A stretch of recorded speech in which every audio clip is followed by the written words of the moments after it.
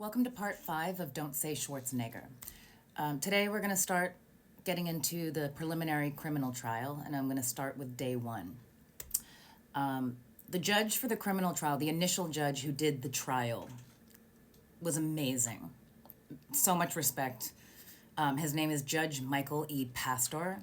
He was incredible. He would stop the defense attorneys from being rude and disrespectful to me when I was on the stand. He'd call them out and tell them to knock it off.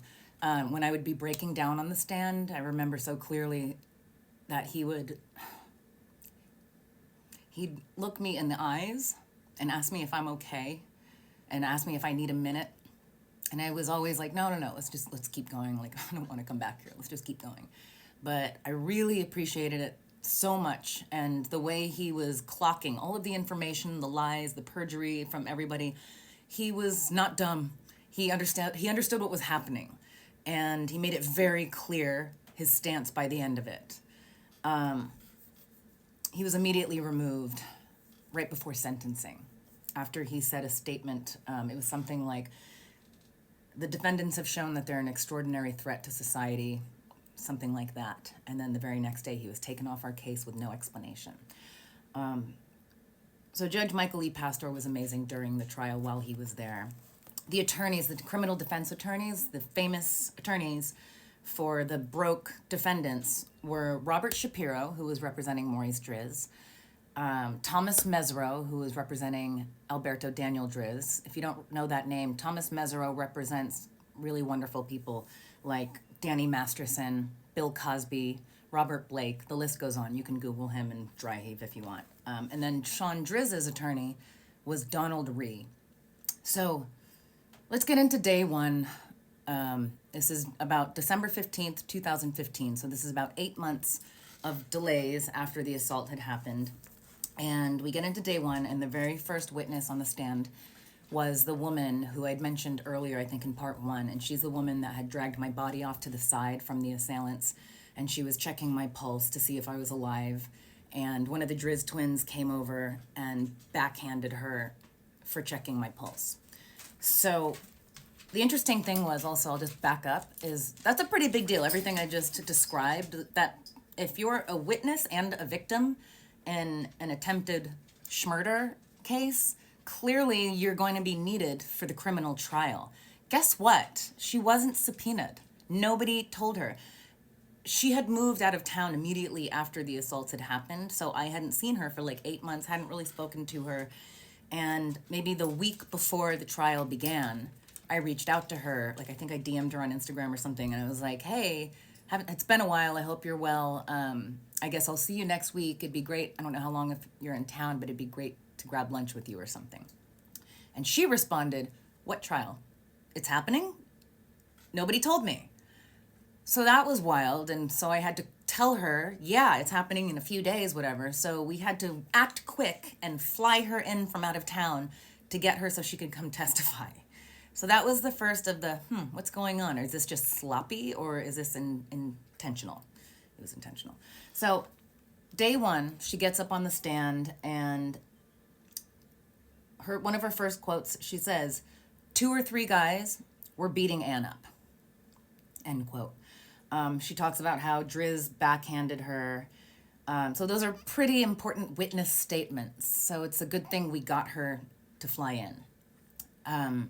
Also, while she was being questioned by Robert Shapiro, he told his first lie. An attorney under the California State Bar told his first lie on the record. And Robert Shapiro tried to make it sound that I was lying about jumping over the fence. For some reason, they were really pushing that narrative really hard for 7 years.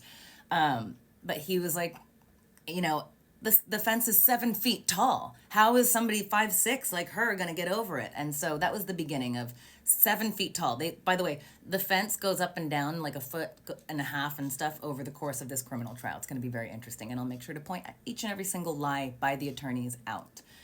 Maybe we could talk to the California State Bar about all this stuff. But anyways, so next up on the stand is Jacob Castillon. We're still in day 1 of the trial. Jacob Castillon is the TMZ paparazzi who I saw getting beat up, that we all saw getting beat up. And so he's the one that I jumped over the fence to get to try to help.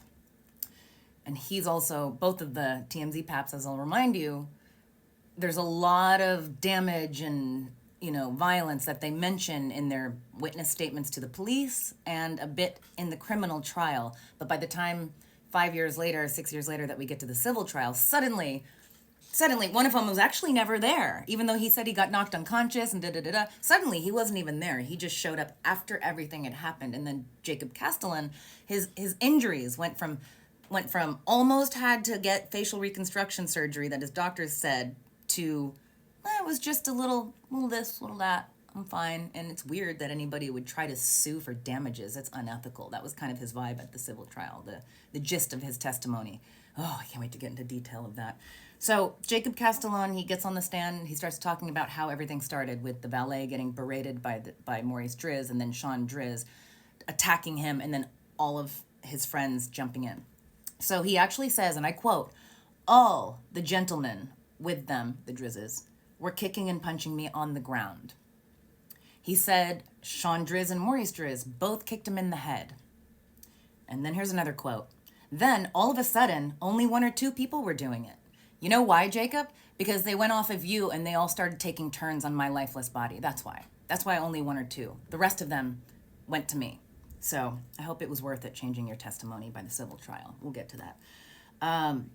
He then mentions that he had a $3,000 camera, company camera that TMZ provides their paparazzis with. They're fancy, He had a $3,000 camera, and it was destroyed by the defendants and their friends.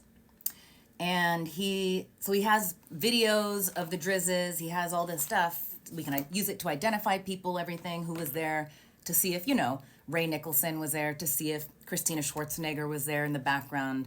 And all of that was never handed in because he testified under oath that EHM Productions, the umbrella company that owns TMZ, ordered all the SD cards of the paparazzi's cameras to be destroyed that night, instead of being handed over in the criminal investigation to the LAPD, to the DA. Nope. The parent company of TMZ ordered the evidence to be destroyed. So, he also says, Jacob says, since his camera, like his big camera was destroyed, he took his company work phone that was also provided by TMZ, and he used that to take photos of the license plates of all of the cars of the defendants and their friends as they were fleeing. None of those photos were ever handed over. Again, everything was ordered to be destroyed by TMZ's parent company, EHM Productions. So, he then starts to talk about his injuries, and Jacob says, and this is like pretty serious, he says, so his injuries were his jaw was swollen shut. His jaw was swollen shut. He had a lot of scrapes and he had lots of cuts and he had a pretty sore back for a while. Then he attempts to downplay his injuries. And I noticed this when I was reading the transcript, that suddenly the word "just" kept sticking out to me, repetitive. And he says, and these are all direct quotes, verbatim, "I just went to the ER. They said it was all just soft tissue damage. I was off work for about a month. Stretches, heating pads, but that was about it." It's a really interesting way to describe such a violent assault and having thousands of dollars of damage done to the property of your boss's property. Like, it's very, very interesting. And then by the end of his testimony, he switched from, instead of saying, I was off work for a month, he switched over and said it was just 2 months. Well, that's interesting, because when I went and had a piece of pizza with Charles Latibido, the executive producer of TMZ, several years later, a couple years, I can find the date and the transcript of our conversation. But Charles told me that Jacob was extremely shaken up and that he was out of work for 3 months and he didn't know if he ever wanted to be out in the field ever again. So a lot of contradictions here. It's very interesting. So that's about all the time we have for this part. I'm going to get to the rest of day 1 in part 6. Thank you guys so much for coming.